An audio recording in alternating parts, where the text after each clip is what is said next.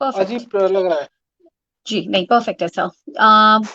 Haldwani online 2011 और वत्सल foundation के सभी मेंबर्स का एक बार फिर से स्वागत है लाइव में। और आपसे से क्षमा चाहती हूँ कि कुछ टेक्निकल कारणों की वजह से हमको ये लाइव बीच में रोकना पड़ा था, लेकिन अब उम्मीद करते हैं कि आप बेरोक टोक ये लाइव देख पाएंगे। और आपने जो सवाल पूछे हैं, जो बेहद अच्छे सवाल आप लोगों ने पिछले हफ्ते में पूछे हैं, उनके जवाब यहाँ पर हम बिना रुके दे पाएंगे। तो जैसा कि आपसे कमिट किया था, हमारे साथ स्क्रीन पे है डॉक्टर संतोष कुमार जी, जो एसोसिएट प्रोफेसर हैं कम्युनिटी एंड फैमिली मेडिसिन और नोडल ऑफिसर हैं social outreach program AIIMS Rishikesh में। सर, आपका फिर से एक बार स्वागत है हल्द्वानी ऑनलाइन 2011 में। और आपका बहुत बहुत शुक्रिया इतने व्यस्त शेड्यूल से समय निकालने के लिए, और हमारे जितने भी व्यूअर्स हैं यहाँ पे, जितने भी मेंबर्स हैं, उनके सवालों का जवाब देने के लिए। जी।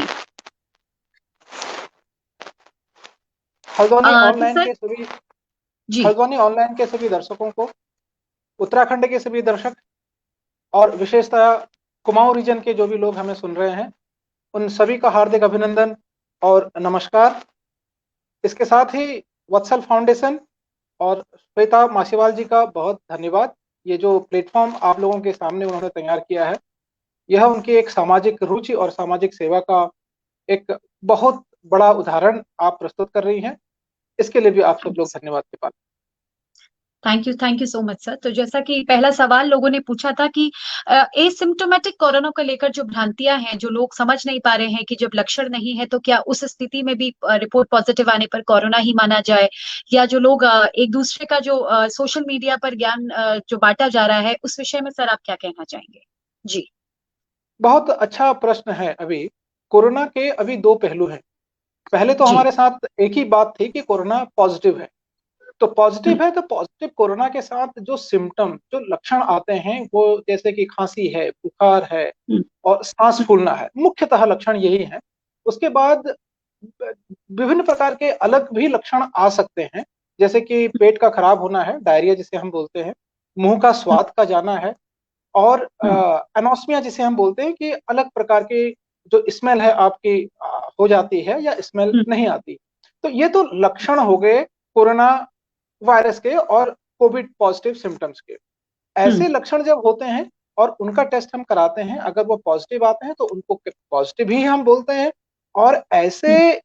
पॉजिटिव जो लक्षण वाले, जो ऐसे पॉजिटिव पेशेंट जिनके अंदर ये सभी लक्षण पाए जाते हैं, हम्म। इनसे जो ट्रांसमिशन होता है, इनसे जो एक से दूसरे को इन्फेक्शन होने की जो प्रोबेबिलिटी होती है, जो संभावना होती है, वो बहुत होती है, बहुत अधिक होती है। इसलिए इन लोगों को भी हम आइसोलेट करते हैं। अब दूसरा पहलू है कि कुछ हम्म। लोग एसिम्टोमेटिक होते हैं, उनमें जितने भी लक्षण मैंने अभी आपको गिनाए, उसमें से कोई भी लक्षण नहीं मिलते। लेकिन कॉन्टैक्ट ट्रेसिंग के थ्रू हमें अगर सस्पेक्ट वो लगते हैं तो उनका हम टेस्ट कराते हैं और वो पॉजिटिव आ जाते हैं। ऐसे लोग जिनके अंदर कोई भी लक्षण नहीं है लेकिन वो पॉजिटिव आते हैं, हम्म। ऐसे लोग, डब्ल्यूएचओ कहता है कि ऐसे लोग भी संक्रमण को फैलाते जरूर हैं, लेकिन हम्म। बहुत कम मात्रा में। बहुत कम मात्रा में कहा है, इसका मतलब शून्य नहीं। जी। इसका मतलब शून्य नहीं है।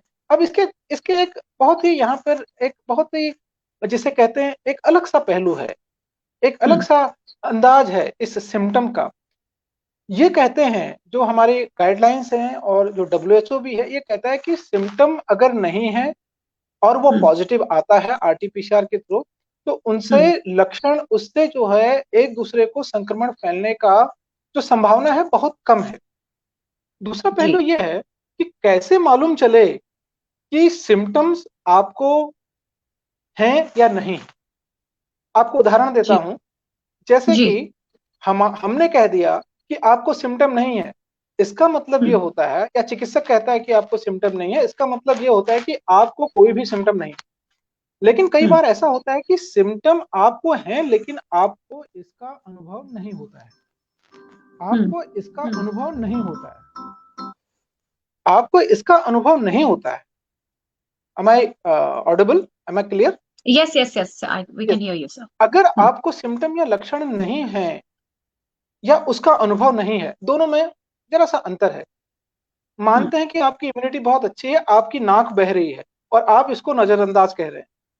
आपके हम्म। हल्के से गले में खराश है, लेकिन जी। आप इसको नजरअंदाज कर रहे हैं। इसका मतलब ऐसा नहीं कि आपको सिम्टम नहीं है, आपको सिम्टम है और इसका आपको एहसास नहीं हो रहा है, अर्थात आप के अंदर भी संक्रमण फैलाने के उतने ही क्षमता है जितना कि एक पॉजिटिव। तो इसलिए जिनको पॉजिटिव नहीं है वो भी, हम्म। सॉरी, जिनको पॉजिटिव है और सिम्टम या लक्षण नहीं है। नहीं है वो भी, और जिनको लक्षण है, उन दोनों को आइसोलेट रहना चाहिए।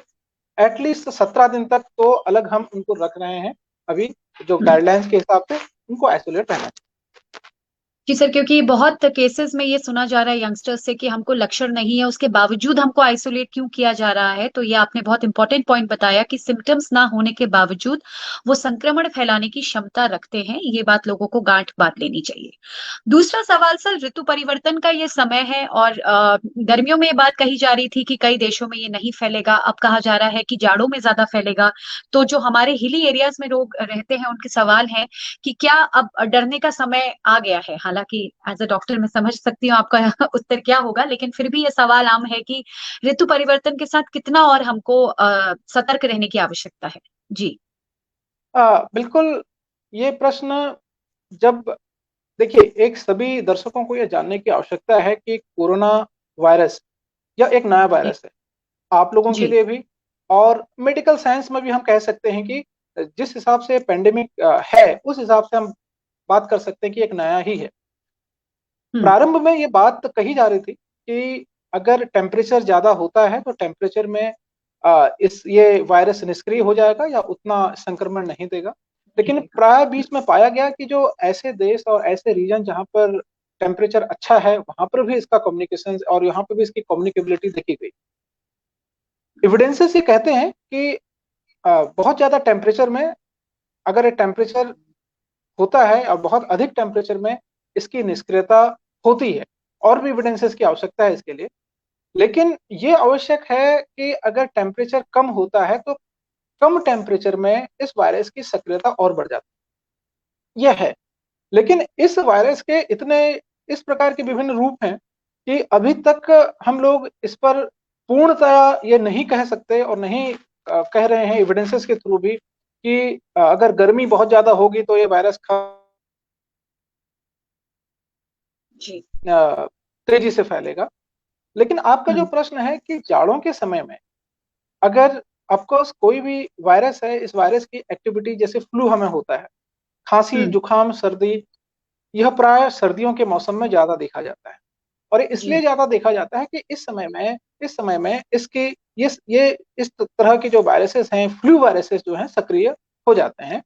तो विशेष ध्यान रखने की आवश्यकता है। अगर आपको सर्दी खांसी जुकाम ऐसा होता है, आप मास्क अवश्य पहनें। हम ये नहीं कह रहे हैं आपसे कि आपको जैसे ही सर्दी खांसी जुकाम होता है तो आप तुरंत जाकर अपना टेस्ट कराइए। अगर आपको ऐसा लगता है कि आपकी जो खांसी बुखार सर्दी ये ठीक बिल्कुल नहीं हो रही है और आपको लग रहा है कि आपका कांटेक्ट भी है कहीं पॉजिटिव पेशेंट से, तो आप टेस्ट भी करा सकते हैं। लेकिन खांसी जुकाम बुखार का होना एक नॉर्मल फ्लू भी हो सकता है, बशर्ते आप मास्क का उचित प्रयोग करें। जी। और सर, ये एक शब्द सुना जा रहा है बार बार, कम्युनिटी स्प्रेड, ये क्या चीज है सर? कम्युनिटी स्प्रेड जो चीज बोली जा रही है, शब्द के मायने क्या है? कम्युनिटी स्प्रेड, देखिए, वायरस जो कोविड-19 वायरस है, ये प्रसिद्ध इसलिए इतना ज्यादा हुआ क्योंकि जी। इसकी कम्युनिकेबिलिटी, जिसे हम बोलते हैं कि ये एक व्यक्ति से दूसरे व्यक्ति का जो संक्रमण है इसका बहुत तेज है। हम्म। और जब इंडिया में जब ये वायरस आया तो इसका मतलब ये है कि यह वायरस, हमने जैसे कहा कि चाइना से आया, इसका मतलब चाइना से कुछ लोग यहाँ पर आए जो कि पहले से संक्रमित थे, और उन संक्रमित लोगों ने इस वायरस को एक से दूसरे, दूसरे से तीसरे इस तरह फैलाया। तो जी। अगर हमें हम्म। ये पता चलता है कि अगर किसी को पॉजिटिव है तो पॉजिटिव हम्म। जो मरीज है इसको पॉजिटिव वायरस ये कहां से आया, किसके द्वारा जी। इसको पॉजिटिव आया। जैसे मैं एक उदाहरण देता हूं आपको। माना कि हम्म। कोई दिल्ली से कोई व्यक्ति एक गांव में आया और हम्म। देखा गया कि अचानक गांव में 4-5 या 5-6 7-8 लोग पॉजिटिव हो गए। और बाद में पता चला कि जो व्यक्ति दिल्ली से यहाँ पर आया था वो पॉजिटिव था, उसी ने 4-5 लोगों को फैला। तो जी। अर्थात हमें गांव में जो वायरस, जो लोगों को जो संक्रमित हुए, हमें ज्ञात हो गया कि यह संक्रमण उस व्यक्ति से हुआ जो कि दिल्ली से आया। ये तो जी। बिल्कुल सही से बात हो गई।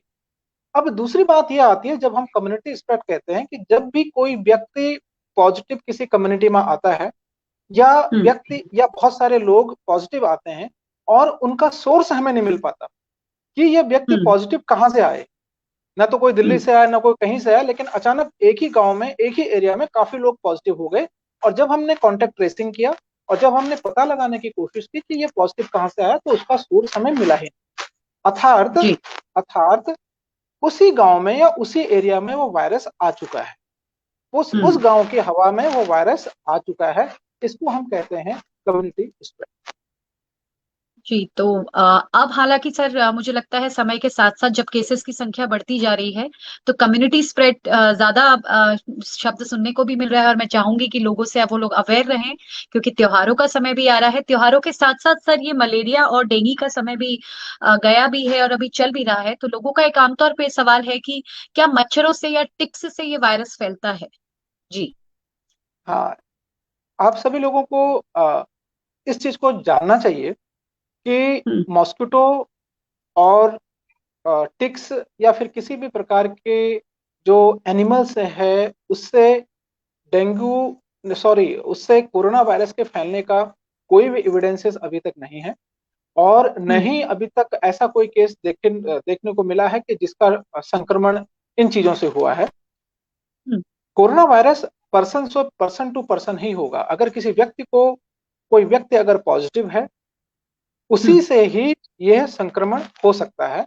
एसिम्प्टोमेटिक है हम्म। तो उससे कम संक्रमण होने की संभावना है, और अगर वो लक्षण उसके अंदर है, सिम्प्टोमेटिक है, तो उससे ज्यादा संक्रमित होने की संभावना है। मॉस्किटो से डेंगू ही होता है, जैसे हम जानते भी हैं, एडिस मॉस्किटो से डेंगू होता है।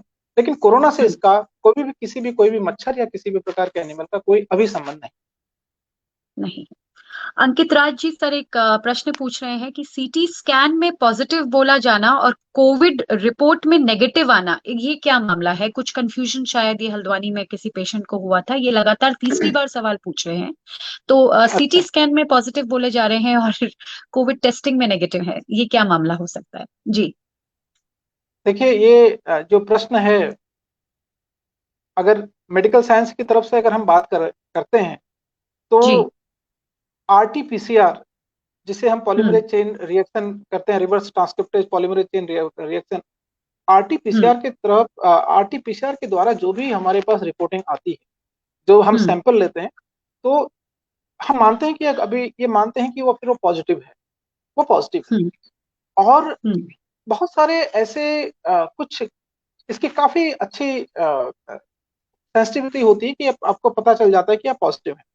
सीटी स्कैन हम्म। में जहां तक की बात है, केवल जी। सीटी स्कैन के बेस पर यह कह देना और सीटी स्कैन को देख के यह कह देना कि आप कोरोना पॉजिटिव हैं, ये बहुत हम्म। हद तक आ, इसके प्रमाण नहीं मिलते हैं। बशर्ते कुछ कंडीशंस ऐसी हो सकती हैं जहां पर कि आपकी इम्यूनिटी इतनी कंप्रोमाइज्ड है और इतने इम्यूनो कंप्रोमाइज्ड हैं आप, कि आपका टेस्ट पॉजिटिव नहीं आ पा रहा है।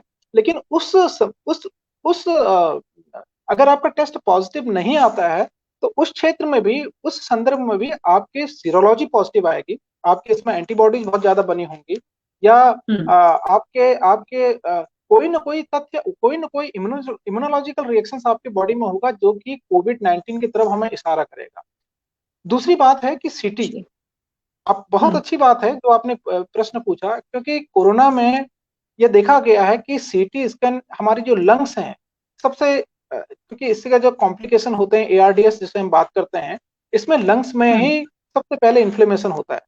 और लंग्स में इन्फ्लेमेशन जब होता है तो सीटी स्कैन में बहुत जल्दी पता चल जाता है कि लंग्स में हम्म। किस किस एरिया में क्या प्रॉब्लम हो रही है। तो कोरोना वायरस से पॉजिटिव या पीड़ित जो जिसकी रिपोर्ट पॉजिटिव है, उसके सीटी लंग में पैथोलॉजी का होना स्वाभाविक है। लेकिन अगर वो कोरोना पॉजिटिव नहीं है और उसके अंदर कोई सीरोलॉजिकल एंटीबॉडीज भी नहीं बनी हुई है कोरोना की, तो लंग्स में इंजरी किसी और तरीके से भी हो सकती है। ऐसा नहीं है कि लंग्स में आपके कोई इंजरी है या लंग्स में कोई पैथोलॉजी आई है तो वो केवल उसका कारण केवल और केवल कोरोना है, ऐसा नहीं है। जी। एक और सवाल, ये हमारे पहले प्रश्न से ही संबंधित है। हमारे यूजर पूछ रहे हैं, डॉक्टर साहब अगर कोई कोरोना पॉजिटिव है और उसको कोई लक्षण नहीं दिखाई दे रहा है तो क्या उस व्यक्ति की भी सूंघने और स्वाद की क्षमता में कमी हो सकती है? ये कोरोना को कितने प्रतिशत तक रखा गया है जो खतरा व्यक्ति के लिए है? ये पार्ट 2 तो उतना क्लियर नहीं है, लेकिन पार्ट 1 एसिम्टोमेटिक में भी क्या सूंघने की शक्ति कॉम्प्रोमाइज हो जाती है? जी, मुझे बड़ा अच्छा लग रहा है कि आपके दर्शक बहुत ही अच्छे प्रश्न पूछ रहे हैं। देखिए, जी। जब हम बात करते हैं कि लक्षणों का होना और लक्षणों का ना होना, तो जी। लक्षणों का होना तो मैंने कुछ लिस्ट बताई लक्षणों की, तो और उसके जी। बाद भी अगर ये लक्षण हैं, लक्षणों के साथ आपका कोविड टेस्ट पॉजिटिव आता है, तभी हम बोलेंगे कि आप कोविड पॉजिटिव हैं। दूसरा, जैसे जी। आपने बताया, अगर लक्षण है ही नहीं, तो फिर हम्म। लक्षण नहीं है का मतलब लक्षण नहीं है, तो फिर आपको कुछ भी लक्षण नहीं आएंगे। उसके जी। बाद भी आप कोविड पॉजिटिव आ सकते हैं। जो आपने बताया कि हम्म। सूंघने की शक्ति का खत्म होना या फिर स्वाद का बदल जाना, ये ये लक्षण है। भी कोरोना के लक्षण ही हैं। वो बात अलग है जी। कि ये बहुत कम लोगों में पाया जाता है, बहुत कम, 10% से कम लोगों के अंदर ये सिम्टम्स आते हैं। और हम्म। लेकिन ये भी लक्षण ही माने जाएंगे। अगर किसी व्यक्ति के अंदर सूंघने की क्षमता कम हो रही है या उनको उनके स्वाद में परिवर्तन आ रहा है, तो उनको चाहिए कि हम्म। अगर बुखार नहीं भी है उन्हें, तो उन्हें चाहिए कि अपना कोरोना का टेस्ट करा लें, क्योंकि अभी समय ऐसा चल रहा है और पेंडेमिक है, हम्म। तो ऐसे लक्षण आने पर आपको कोरोना की जांच करा लेनी चाहिए। ये पुष्पा जी का सवाल था। आमिर रामी जी, आज क्योंकि फ्रांस की बात तत्कालीन बातों में आती है, फ्रांस, जर्मनी और other European countries are hit by corona second wave. Can second wave hit India? जी, मैं चाहती हूँ इस हम सवाल को लोग हम जरूर लें। अभी अभी अभी हम लोग ये प्रश्न बहुत ही महत्वपूर्ण है। और जी। हम सभी को ये जानना जरूरी है कि हम्म। कोरोना अभी खत्म नहीं हुआ है। हम्म। हाँ, ये जरूर है कि कुछ ग्राफ में कुछ परिवर्तन आया है, लेकिन खत्म नहीं हुआ है। जो सेकंड हम्म। वेव है यूरोप में और बहुत सारे ऐसे देशों में सेकंड वेव आ चुकी है। हम्म। अगर आप बात करेंगे, अगर हम उचित सावधानी न रखें और जैसे कि आपने भी बताया कि दिवाली का और त्योहार का मौका आ रहा है, जो हम्म। गाइडलाइंस हैं और कोरोना से बचने के लिए जो भी जो बचाव है, अगर उनका हम पूर्णतः पालन न करें, तो अब बहुत ही, आप बिल्कुल सही बोल रही हैं कि सेकंड वेव आ सकती है। और सेकंड वेव जी। आने का कोई ऐसा नहीं है कि सेकंड वेव हमें बताएगी कि हम आएंगे। अचानक केस हम्म। में वृद्धि हो जाना अभी भी कुछ कुछ जगह हमारे देश में है, जिस जहां पे कि कोरोना की संख्या बीच में कुछ घटी थी और अचानक अभी वो हम्म। संख्या बढ़ चुकी है। तो बड़ी है। सेकंड हम्म। वेव आ सकती है, लेकिन हमें सेकंड वेव का इंतजार नहीं करना है। इसलिए हमें बिल्कुल। सावधानी बरतनी है और हर एक कदम पर सावधानी बरतनी है। अगर सेकंड वेव और देशों में आ चुकी है, तो अवश्य ये भारत में भी आ सकती है और हमें इसके लिए तैयार भी रहना चाहिए। और तैयार हम कैसे रहेंगे? सिर्फ सावधानी। बिल्कुल, सावधानी और जानकारी ही बचाव है। और सर, यही उद्देश्य है आज की बातचीत का, क्योंकि कई लोग कंफ्यूज हैं जिस तरह से सवाल भी पूछे जा रहे हैं। एक और आमतौर पर सवाल है सर, क्योंकि जो पिछले प्रश्न से भी संबंधित है कि लोग थक गए हैं लेकिन कोरोना नहीं थका है। जो आमतौर पर लोग मेडिकल पेशेंट्स रहे हैं, वो इस बात से बहुत झुंझला रहे हैं कि बड़े इंस्टीट्यूट्स या हॉस्पिटल्स में कोरोना टेस्ट जो है कंपलसरी किया जा रहा है। तो उनका पूछना ये है कि जो बाकी बड़ी बीमारियों के जो मर्ज के इलाज करा रहे हैं, उनके लिए कोरोना टेस्ट कितना जरूरी है?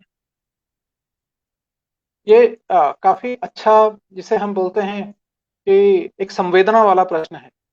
और हम्म। इस चीज को मेडिकल साइंस भी सोच रहा है, हम लोग भी सोच रहे हैं यहाँ एम्स में बैठ के, कि अभी तक पिछले 6-7 महीनों से कोरोना पॉजिटिव कोरोना नेगेटिव हम इसी पर चल रहे हैं। अगर हम बात करें, जैसे मैंने पहले बताया कि इस बीमारी ने इतनी महत्ता इसलिए और इतने इतना ये प्रसिद्धि इसलिए पाई है क्योंकि इसका संक्रमण बहुत तेजी से बढ़ता है। लेकिन हम्म। लेकिन इससे आपने सब जानते भी होंगे, मोर्टेलिटी की जहां तक बात है, मोर्टेलिटी बहुत कम है। 2.5%, 2%, इसी के आसपास मोर्टेलिटी।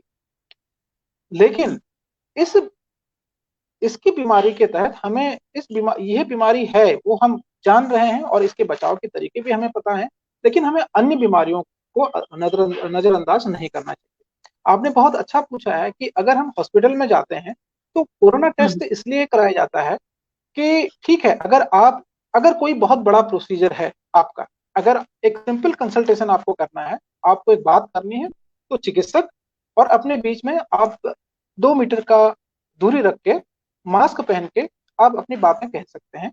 लेकिन अगर कोई प्रोसीजर आपको करना है, जैसे सर्जरी होनी है आपकी, या फिर कुछ और एरोसोल जनरेटिंग प्रोसीजर होने हैं, जैसे कि आप ऐसे प्रोसीजर होने हैं जिससे कि आपका जैसे नाक खुल रहा है या मुंह के अंदर की कोई ऐसी चीजें हैं जहां से कि पूरा एयर टू एयर और फेस टू फेस कोई प्रोसीजर होना है, तो उसमें हम लोग टेस्ट इसलिए कराते हैं कि आवश्यक है कि हो सकता है कि अगर आप पॉजिटिव हैं तो फिर आपके आसपास के लोगों को वो संक्रमण न फैले। अन्यथा जो आपका दूसरा भाग है इस प्रश्न का, जो हम्म। दूसरे बीमारियां हैं, चाहे वो डायबिटीज है, हाइपरटेंशन है, स्ट्रोक्स है, ये बीमारी तो अपनी ही जगह पे है अभी तक, और इनका भी हमें ख्याल रखना चाहिए। हमें भी ख्याल रखना चाहिए और आपको भी ख्याल रखना चाहिए। ऐसा नहीं है कि आप सिर्फ और सिर्फ कोरोना के बारे में ही संज्ञान लें, बल्कि अगर आपको डायबिटीज है तो आप जरूर डॉक्टर के पास जाइए, अपना ब्लड शुगर टेस्ट कराइए। अगर आपको हाइपरटेंशन है तो आप ब्लड प्रेशर की दवाइयां समय से लें, और अगर कोई और भी परेशानी हो रही है तो आप चिकित्सक से सलाह लेकर उसका निदान अवश्य करें। जी, जिन्होंने सीटी से रिलेटेड प्रश्न पूछा था सर, वो आपको धन्यवाद प्रेषित करने के साथ एक प्रश्न और पूछ रहे हैं, शायद घर में कोई परेशान है, कि लंग्स में प्रॉब्लम आने का रीजन, क्योंकि काफी लंबे समय से अगर किसी को खांसी है तो उनको ये बता दिया गया सीटी में कि शायद वो कोरोना पॉजिटिव है, लेकिन टेस्ट नेगेटिव आया है, तो ऐसी स्थिति में वो क्या करें? कृपया जरूर संज्ञान लेने का कष्ट करें सर। जी। इस संदर्भ में मैं बताना चाहूंगा आपको, जैसे मैंने बताया कि अगर लंग्स में आ, कोई सीटी स्कैन में कोई फाइंडिंग आई हुई है तो इसके बहुत सारे कारण हो सकते हैं, जैसे हम्म। लंग्स का फाइब्रोसिस होना, या हम्म। अगर उनकी उम्र क्या है ये भी पता करना बहुत फैक्टर है। आवश्यक होगा। क्योंकि अगर उनकी उम्र ज्यादा है तो लंग्स में बहुत सारे इन्फ्लेमेशन अगर है, या लंग्स में कोई फाइंडिंग आई है, तो सिर्फ और सिर्फ कोरोना की तरफ से ध्यान न देकर, क्योंकि कोरोना जैसे अभी हम बात कर रहे हैं कि कोरोना से जो पीड़ित व्यक्ति होते हैं या कोरोना पॉजिटिव जो होता है वो एसिम्टोमेटिक भी हो सकता है। अगर वो हम्म। सिम्टोमेटिक है तो कोरोना से सिम्टोमेटिक होने के बाद जो कॉम्प्लिकेशन होते हैं, उसके कॉम्प्लिकेशन के दौरान जो है लंग्स में प्रॉब्लम आती है। ऐसा नहीं कि जितने कोरोना के पॉजिटिव पेशेंट हैं वो सबके अंदर सब में लंग्स में प्रॉब्लम आती है। तो क्योंकि मैं विस्तार से तभी बता सकता हूँ और उसके बारे में डिस्कस तभी कर सकता हूँ जब मेरे सामने रिपोर्ट हो कि जी। किस तरह की रिपोर्ट है और क्या 75 प्रेजेंट कर रहा है। वर्षीय उम्र है पेशेंट की सर, हाँ, उम्र अभी काफी पिछहत्तर ज्यादा है। वर्षीय जैसे, हाँ, जैसे 75 वर्षीय आपने बताया, तो 75 हम्म। वर्ष में अगर स्मोकिंग की हिस्ट्री है तो लंग्स में बहुत सारे चेंजेस, चाहे जैसे सीओपीडी है और इम्फेजिमा, हम्म। ये सीओपीडी की बात हम जैसे करते हैं तो काफी स्मोकर्स में ऐसी चीजें होती है, और हम्म। लंग्स फाइब्रोसिस हो सकती है। 75 साल की उम्र में हम कुछ जैसे हम बताते हैं कि कुछ मैलिग्नेंसी की बात भी हो सकती है। तो लंग्स में अगर सीटी स्कैन में लंग्स में अगर कोई ऐसी परेशानी है और ऐसे डिटेक्ट की गई है तो आप चिकित्सक से बात कीजिए, और आप जो पल्मोनरी मेडिसिन के जो स्पेशलिस्ट हैं उनके पास जा सकते हैं, और उसके बहुत सारे कारण हो सकते हैं जो कि डॉक्टर साहब आपको बताएंगे, और उसका निदान भी अवश्य आपको मिल जाए। जी। सर, आप जानते हैं कि हल्द्वानी ऑनलाइन में ब्लड डोनेशन के भी काफी ड्राइव्स चलती रहती हैं, और ये एक सवाल काफी लोग पूछ रहे हैं कि ऐसे समय में ब्लड डोनेट करना किन स्थितियों में ठीक रहेगा और किन स्थितियों में खतरनाक साबित हो सकता है? जी। ब्लड डोनेशन जैसे आप पहले करते थे, ब्लड डोनेशन आप वैसे ही करते रहेंगे, उसकी कोई, इनफैक्ट की अगर हम बात करें कोरोना जैसे पैंडेमिक के समय में तो ब्लड की और आवश्यकता होती है। हम्म। जो जो इंडिकेशन इससे पहले ब्लड डोनेशन के थे वही इंडिकेशन अभी भी ब्लड डोनेशन के रहेंगे। बस हम्म। इस समय इस चीज का ध्यान रखना है कि हम्म। अगर ब्लड डोनेशन हम बात कर रहे हैं कि पोस्ट कोविड, जो कोविड जिनको पॉजिटिव आ चुका है वो लोग भी, उनको भी हम इनकरेज कर रहे हैं ब्लड डोनेट करने के लिए। अगर उनको 2 से 3 हफ्ता हो जाता है रिकवरी हुए तब भी वो ब्लड डोनेट कर सकते हैं, क्योंकि अभी प्लाज्मा थेरेपी, प्लाज्मा जिसे हम कन्वलसेंट प्लाज्मा थेरेपी की बात करते हैं, कन्वलसेंट प्लाज्मा डोनेशन की बात करते हैं, तो हम्म, नॉर्मल जो व्यक्ति हैं, जो सामान्य व्यक्ति हैं, वो तो डोनेट कर ही सकते हैं, बल्कि हम तो कह हम्म, रहे हैं कि जो कोरोना पॉजिटिव व्यक्ति हैं, वो लोग भी हम्म। 2 से 3 हफ्ते उनकी रिकवरी के बाद आप भी ब्लड डोनेशन करने के लिए आगे आए, क्योंकि प्लाज्मा थेरेपी से भी कुछ ऐसे एविडेंसेस, कुछ ऐसे प्रमाण मिले हैं हमें कि प्लाज्मा थेरेपी भी उन सीरियस मरीजों के लिए कहीं पर लाभदायक है। तो प्लाज्मा थेरेपी के लिए भी आप लोग ब्लड डोनेट कर सकते हैं, प्लाज्मा भी डोनेट कर सकते जी, तो ये जो डोनर्स की समस्या आजकल आ रही है, उम्मीद करती हूँ आप लोगों को अपने सवाल का जवाब मिल गया होगा। सर, एक क्वेश्चन ये भी है कि multi system inflammatory syndrome in children, MISC, ये क्या चीज होती है सर?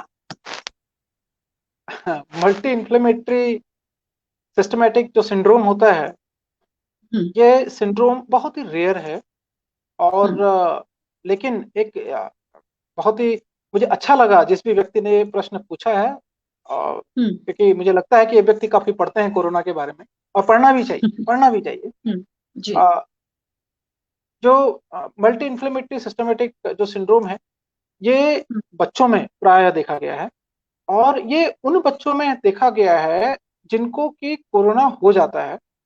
कोरोना होने के बाद इनके बॉडी के इम्यून सिस्टम में कुछ परिवर्तन होता है। उस परिवर्तन के बाद विभिन्न प्रकार के सिम्टम्स बच्चों में आने लगते हैं, जैसे कि बुखार, खांसी, कंजक्टिवाइटिस, आंखों में बहुत सारी जिसे हम बोलते हैं, जैसे आंख आना बोलते हैं हम, कंजक्टिवाइटिस होने लगता है। लिम्फेडोनोपैथी, आपके गले में और आपके हाथों में लिम्फ नोड होने लगते हैं, लिम्फ नोड बनने लगते हैं। बाकी आपके पेट में भी, क्योंकि विभिन्न ये ऑटो इम्यून डिजीज है, इम्यून डिसरेगुलेशन इसमें हो जाता है। तो इस तरह के हम्म, लिम्फेडेनोपैथी हो गया, सर में दर्द हो गया, बुखार हो गया, खांसी हो गया, जो कि शायद खांसी, बुखार, जुकाम सिंपल दवा से भी ठीक ना हो पाए। तो इस प्रकार के सिम्टम्स अगर बच्चों में पोस्ट कोविड आता है, तो ये हम्म, देखा गया है, रिसर्च में देखा गया है कि ऐसे जो इस प्रकार की जो इम्यून चेंजेस जो आफ्टर कोविड, कोविड के पश्चात आते हैं, तो इसमें हम्म, कोविड वायरस की जो सीवियरिटी है वो इम्यून सिस्टम को डिस्ट्रॉय कर देता है।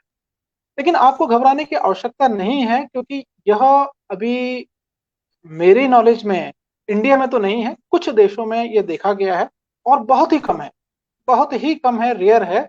लेकिन इसकी जानकारी होनी चाहिए। कभी भी किसी को अगर लगता है किसी के बच्चे को अगर कोविड है, क्योंकि बहुत सारे हम्म, लोगों में ये है कि बच्चों को तो कुछ नहीं होगा, जो अभी कुछ लोग ऐसे सोच रहे हैं कि अब तो खत्म हो गया कोविड, अभी क्या करना है।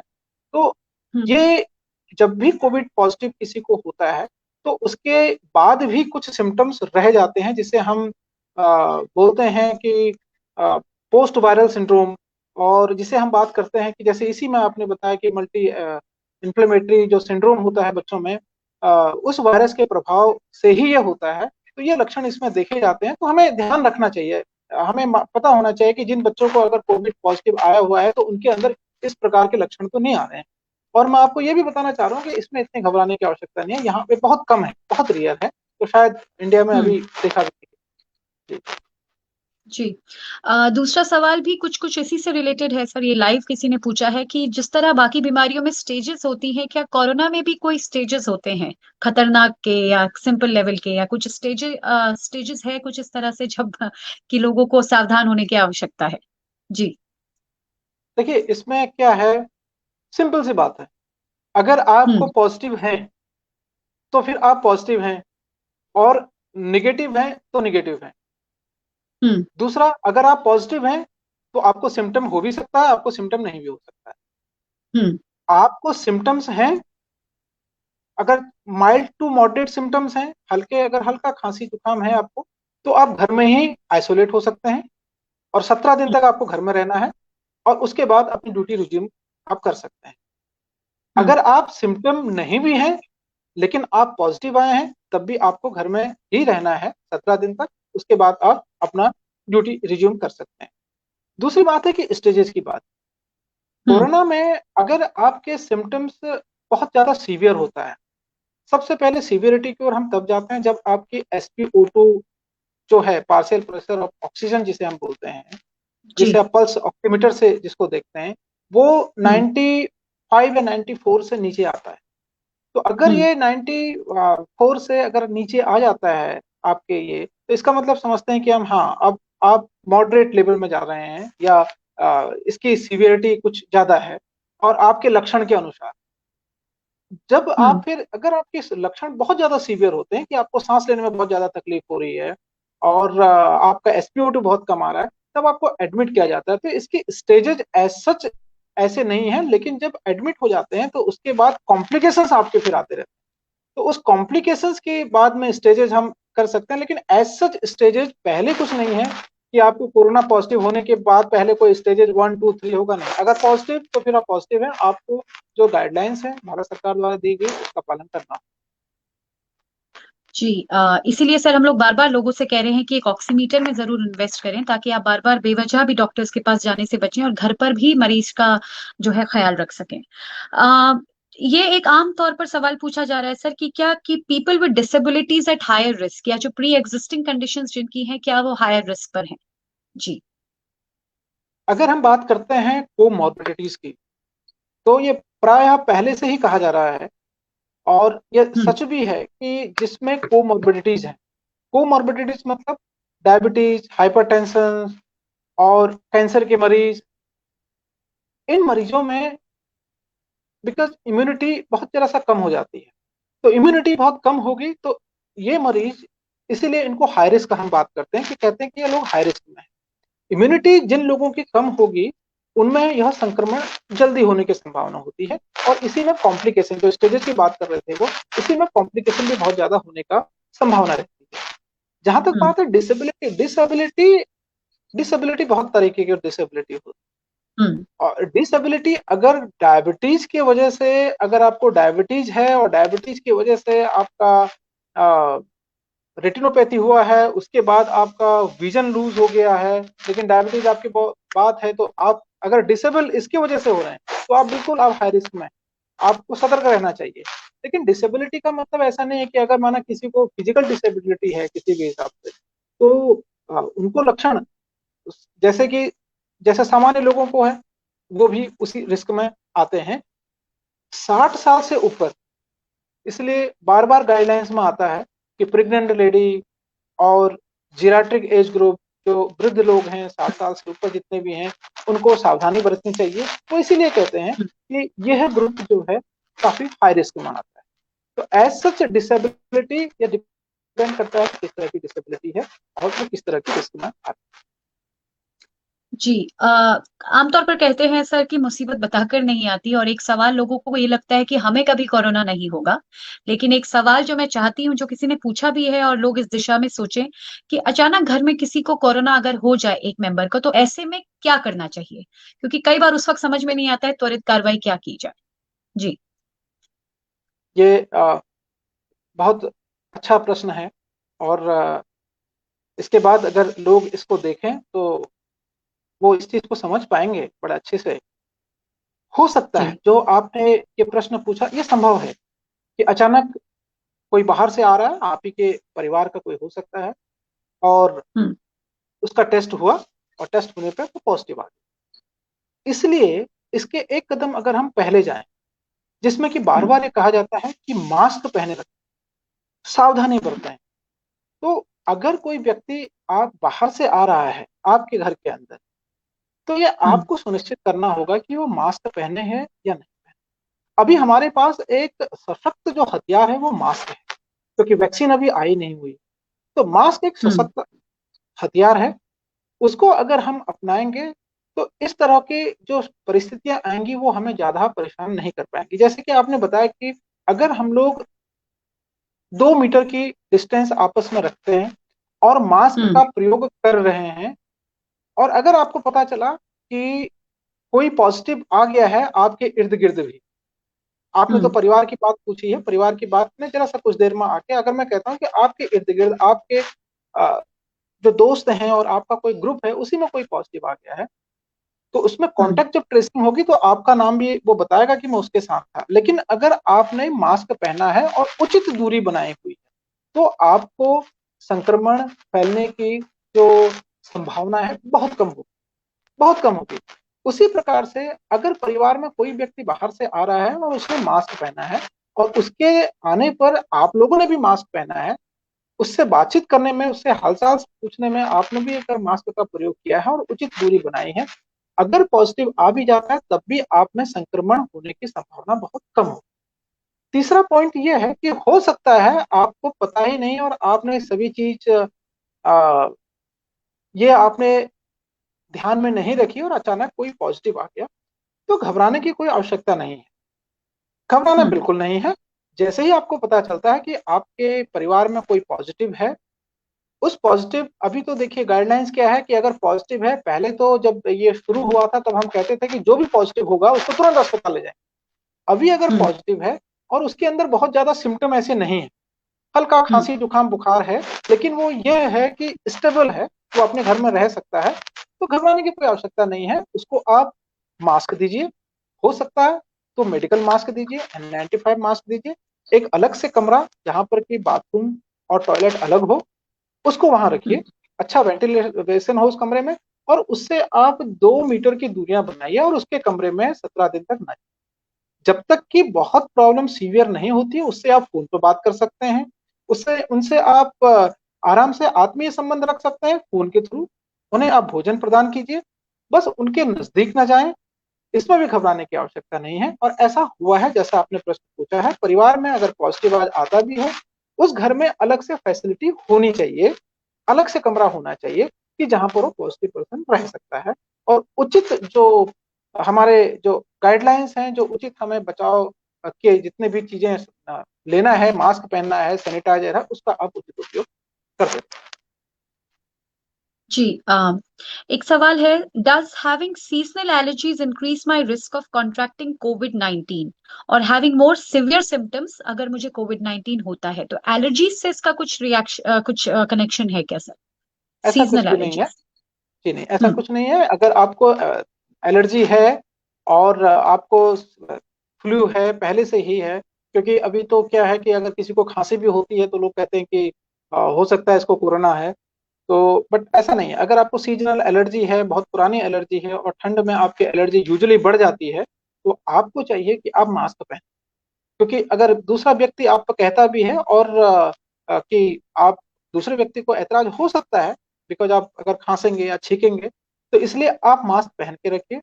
अगर आपकी जो स्नीज़िंग है या एलर्जी है, वर्ष हो रही है काफ़ी, उसके साथ आपको हम्म। बुखार भी है, उसके साथ खाँसी भी है या आपको कुछ ऐसा लग रहा है कि हाँ, आपका ये सीवियर होते जा रहा है और हम्म। कहीं पे अगर आपको लग रहा है कि आप भीड़-भाड़ वाले एरिया में गए हुए हैं या फिर आपने ट्रैवल किया हुआ है, तो आप अपना टेस्ट भी करा सकते हैं। लेकिन इससे मतलब नहीं है कि अगर आपको एलर्जी होगी, तो एलर्जी से कोरोना का रिस्क बढ़ जाएगा। इससे कोई मतलब जी।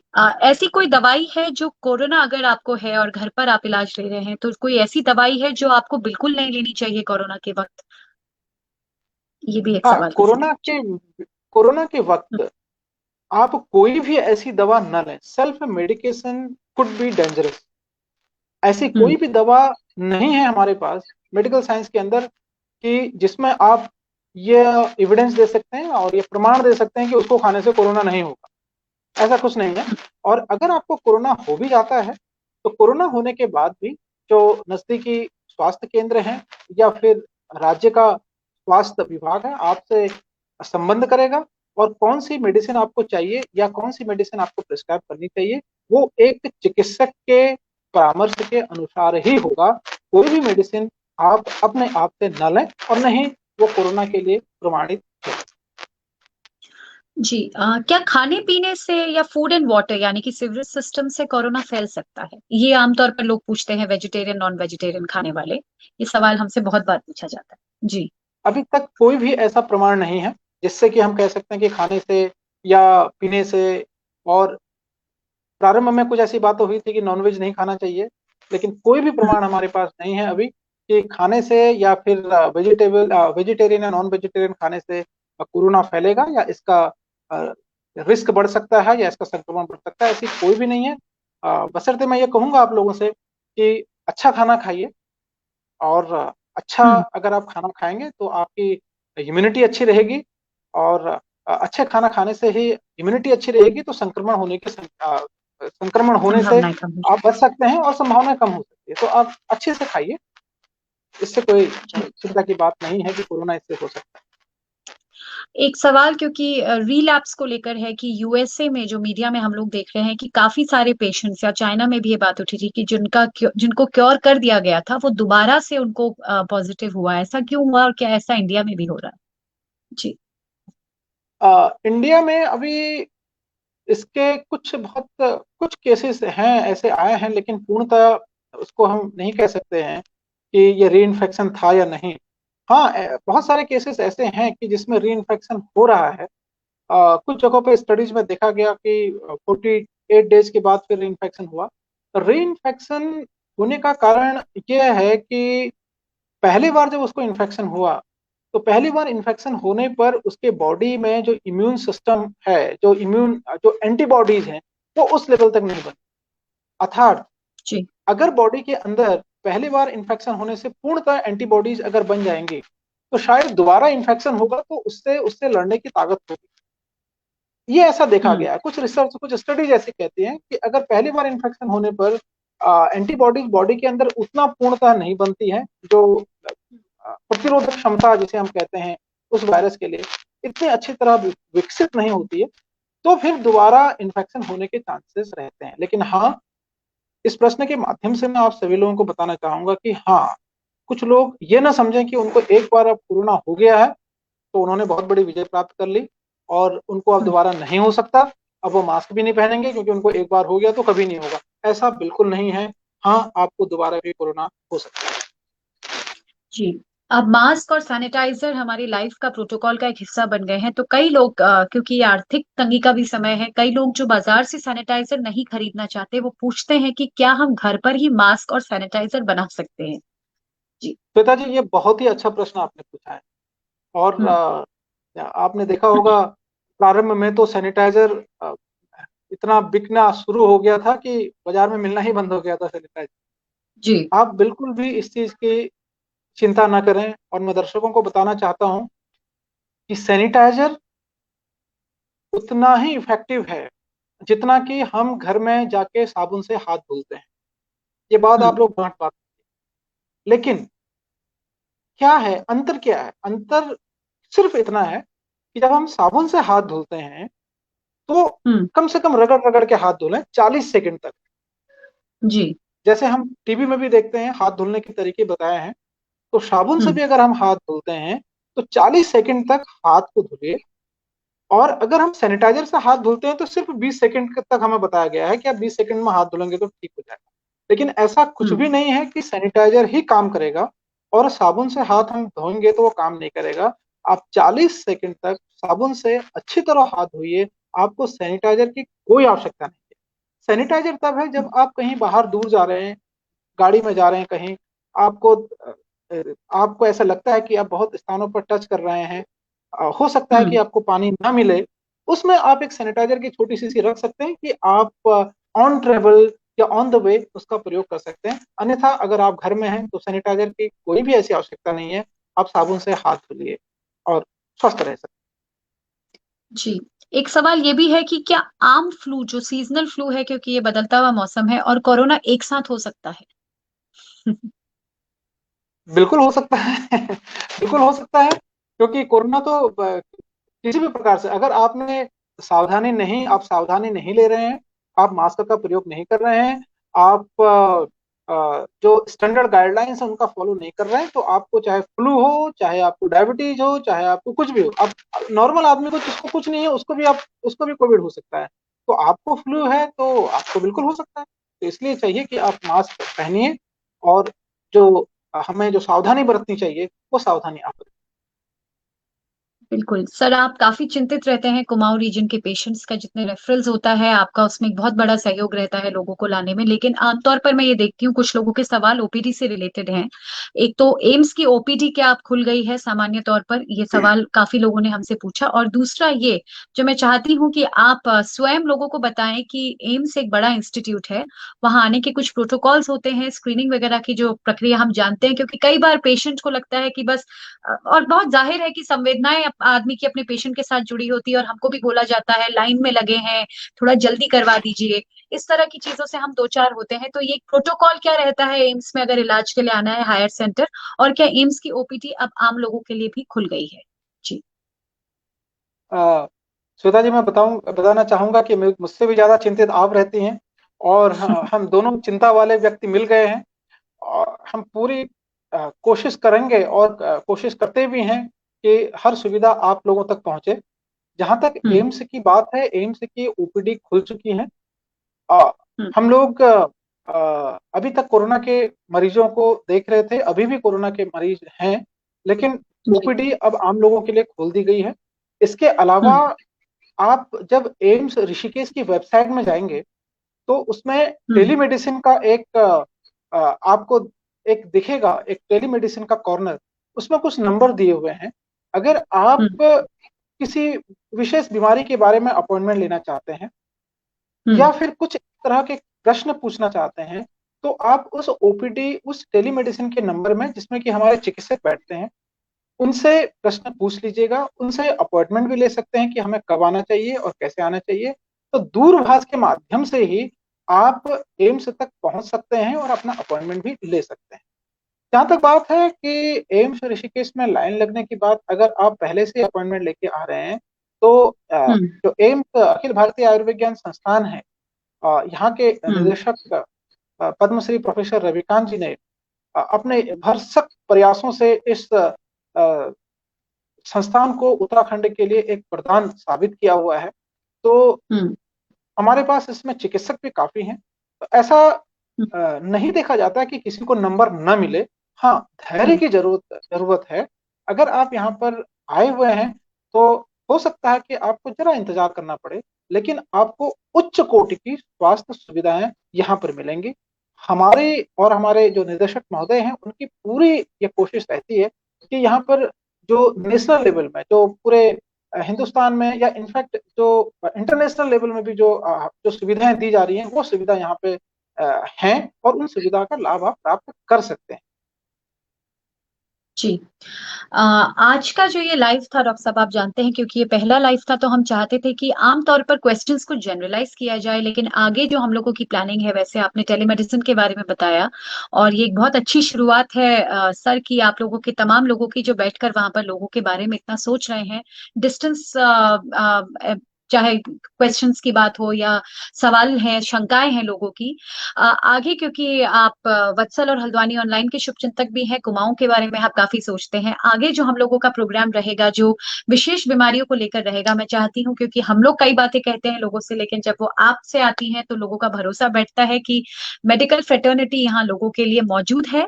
आपके किसी भी हाल में कुमाऊं में अगर आप अभी मेडिकल हॉस्पिटल्स नहीं जा पा रहे हैं, तो भी हम लोगों का प्रयास ये है कि आप तक सवाल पहुंचाए जाएं, आप तक जवाब जो आपके सवाल हैं वो पहुंचाए जाएं। इस विषय में मैं चाहूंगी कि आपकी तरफ से दो बातें कही जाएं, ताकि लोगों को अश्योरेंस मिले कि हम लोग उनके साथ हैं, चाहे वो इंस्टीट्यूशनल लेवल पे हो या एनजीओ लेवल पर हो। जी। बिल्कुल श्वेता जी, मैं बिल्कुल सहमत हूँ। और मुझे सबसे अच्छा तब लगेगा जब आप लोग प्रश्न पूछेंगे। आज मुझे बहुत अच्छा लगा। जिज्ञासा अगर आप लोगों के अंदर है, तो समाधान के लिए तो पूरा उत्तराखंड, पूरा दुनिया आपके साथ है, हम लोग आपके साथ है। जिज्ञासा जब हम्म। नहीं होती है, तो समस्या और प्रॉब्लम तब आती है जबकि जिज्ञासा नहीं है। आज इतने लोगों ने प्रश्न पूछे, मुझे काफी अच्छा लगा इसका उत्तर देते हुए। शायद जब ये वीडियो ऑनलाइन जारी होगा, अन्य लोगों तक पहुंचेगा, तो ये प्रश्न सिर्फ आपके नहीं, हजारों लोगों के ऐसे प्रश्न हों। और आज के समय जी। में जानकारी बहुत ही आवश्यक है। चिकित्सा से भी हम्म। ज्यादा जो आवश्यक है, वो है जानकारी। अगर आपको जानकारी है कि कोरोना पॉजिटिव अगर कोई हो गया घर के अंदर, तो क्या करना चाहिए, तो आपको फिर हम्म। इतना चिंता करने की आवश्यकता नहीं है। जहां तक बात है एम्स ऋषिकेश, एम्स ऋषिकेश आपके लिए है, हम लोग आपके लिए हैं। और जब भी कभी कोई ऐसी आवश्यकता होती है, हम हमेशा, श्वेता जी और हम जुड़े हुए हैं। वत्सल फाउंडेशन बहुत ही अच्छा प्रयास कर रहा है। श्वेता जी से और हल्द्वानी ऑनलाइन में खोलिया जी से हमारी बहुत बातें होते रहती है कि हम कैसे क्या कर सकते हैं अपने उस कुमाऊं के लिए और अपनी जनता के लिए। तो ये मुझे लग रहा है कि ऐसा ये पहला माध्यम आपने बनाया है लोगों तक पहुंचने का, ये वास्तव में सराहनीय है। और मैं आप सभी लोगों का शुक्रगुजार रहूंगा कि मुझे भी एक समय मिला कि मेरी नॉलेज और मेरी सहायता आप लोगों तक पहुंच सके, तो मैं काफी आभारी रहूंगा आप लोगों का। और मुझे वास्तव में अच्छा लगता है कि मेडिकल सर्विसेज गांव गांव तक पहुंचे, हर व्यक्ति तक पहुंचे, हर इंसान तक पहुंचे। बिल्कुल। आज हमारे साथ जुड़ने के लिए और अपने व्यस्त समय से समय निकालने के लिए डॉक्टर साहब आपका बहुत बहुत शुक्रिया। आप हमेशा ही लोगों के लिए तत्पर रहते हैं। और मेडिकल फ्रेटर्निटी के लिए मैं हमेशा ये कहती हूँ कि कई बार लोग कुछ सवाल उठा लेते हैं कि अभी भी कुछ कमेंट्स आ रहे थे कि हल्द्वानी में ये नहीं हो रहा है, वो नहीं हो रहा है, लेकिन इसका जो सुखद पहलू आप लोग सामने रखते हैं जनता के, वो डेफिनेटली इंस्पायरिंग है और हमारे जैसे एक्टिविस्ट लोगों को भी इंस्पायर करता है आगे और काम करने के लिए। जल्दी ही आपसे फिर से इस प्लेटफॉर्म पर मुलाकात होगी, ऐसी मैं कामना करती हूँ। और आप सभी को शुभकामनाएं। एंड सिंस आप लोग फ्रंट से इस वॉर को लड़ रहे हैं, आप सबका एज वॉरियर्स बहुत बहुत शुक्रिया और आभार। और प्लीज टेक केयर और दोबारा आपसे मुलाकात होती है। नमस्कार। नमस्कार। Thank you very much. Thank you sir.